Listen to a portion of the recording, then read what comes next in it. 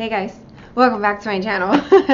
So today I am coming at you with a foundation review. I purchased this guy right here. Let's see if it'll focus.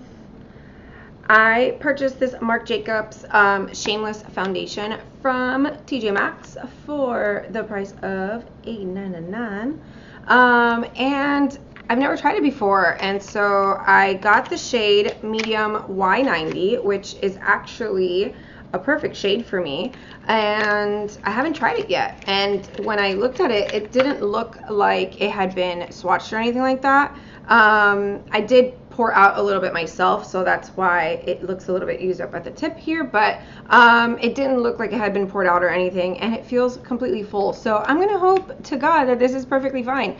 But anyways, I'm going to come at you with a foundation review today. Like I said, I've never used this before, and I wanted to give it a go. For $9, a Marc Jacobs foundation, we're going to go ahead and give it a go.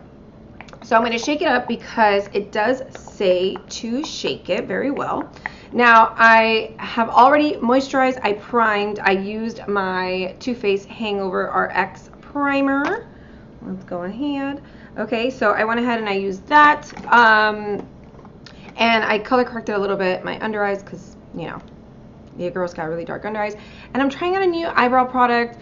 I'm not loving it. I got the wrong shade. Ulta didn't have testers for this particular shade. I'm using, let me see if I show it to you really quickly, the Morphe Arch Obsession.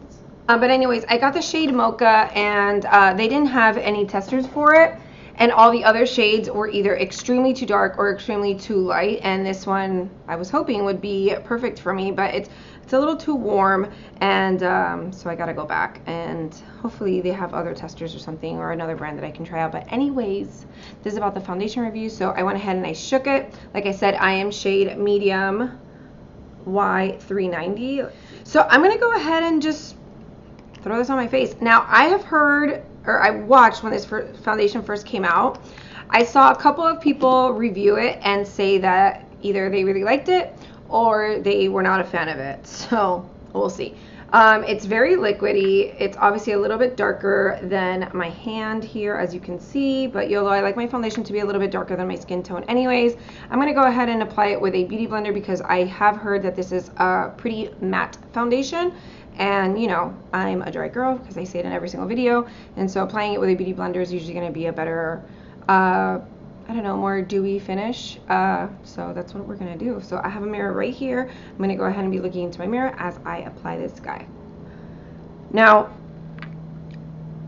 it doesn't seem too dark upon first application. And it doesn't look too matte upon first application. And so I think I like that so far. We'll see. I always like to start, I don't know if you guys have noticed, but I always like to start kind of like in the center of my face because that's where I would like the most coverage. And so that's why I always start in the center of my face when I am applying foundation. All right, so that is the foundation laid on the face. I don't know how you guys feel about it. Let me kind of zoom in here. And by zoom in, I mean let me bring my face up closer to the camera because this camera doesn't have a zoom in angle. So I don't know if you guys can tell. This is in natural lighting. And I have a giant window with sun beaming on me right in front of me. So you can get like the true look of it. So there you go.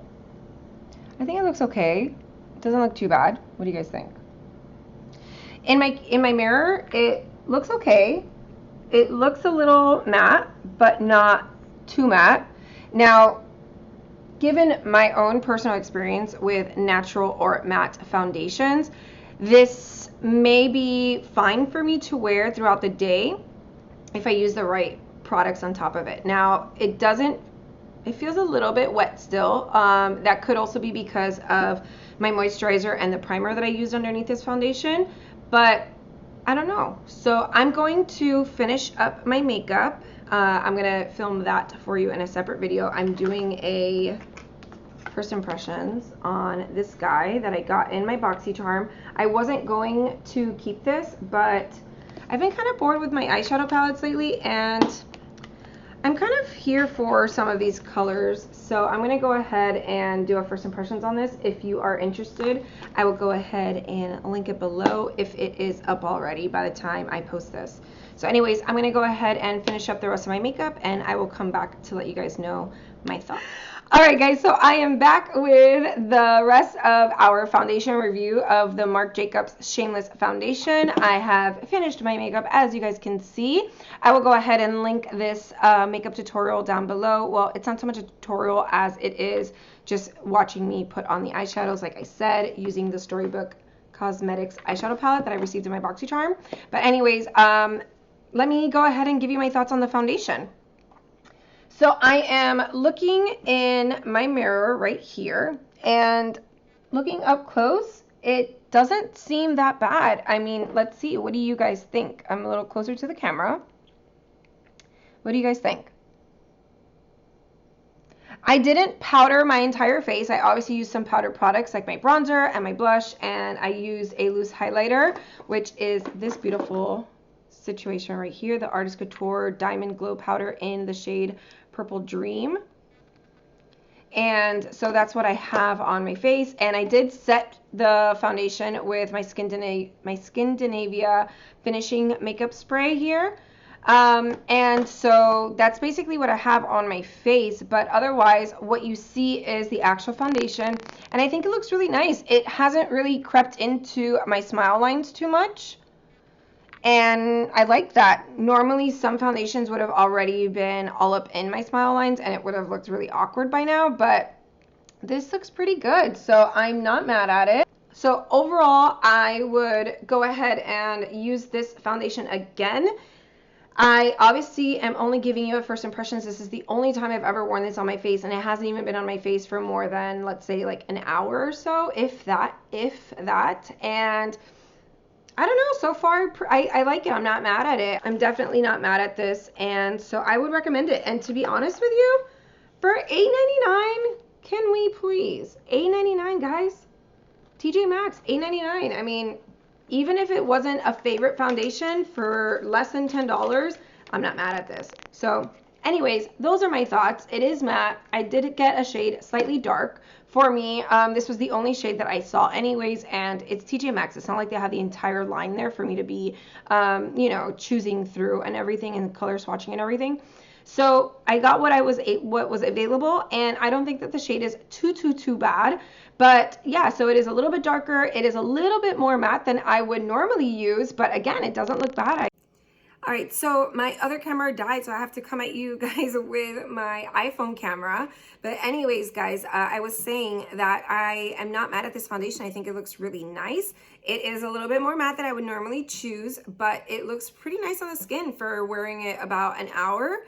And yeah, so anyways, with that being said, thank you guys so much for watching and clicking on this video and taking time out of your day to support me and my channel. I really do appreciate it.